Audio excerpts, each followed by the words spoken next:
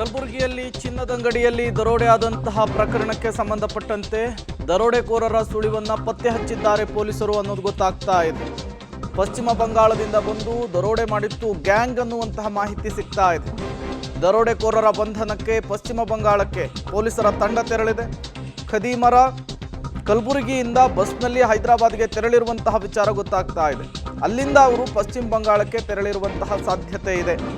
ಕಲಬುರಗಿಯಲ್ಲಿ ಚಿನ್ನದಂಗಡಿಯಲ್ಲಿ ದರೋಡೆ ಮಾಡಿದಂತಹ ಪ್ರಕರಣಕ್ಕೆ ಸಂಬಂಧಪಟ್ಟಂತೆ ಪೊಲೀಸರು ತನಿಖೆಯನ್ನು ಚುರುಕುಗೊಳಿಸಿರುವಂಥದ್ದು.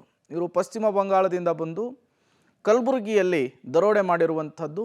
CCTV ಫುಟೇಜನ್ನು ಆಧರಿಸಿ ಈ ದರೋಡೆಕೋರರ ಈಗ ಕುರುಹನ್ನು ಪತ್ತೆ ಹಚ್ಚುವಂತಹ ಕೆಲಸವನ್ನು ಪೊಲೀಸರು ಮಾಡಿದ್ದಾರೆ. ಬಸ್ ಮೂಲಕ ಇವರು ಪಶ್ಚಿಮ ಬಂಗಾಳಕ್ಕೆ ಹೋಗಿದ್ದಾರೆ ಎನ್ನುವಂತಹ ಮಾಹಿತಿ ಸಿಗ್ತಾ ಇದೆ.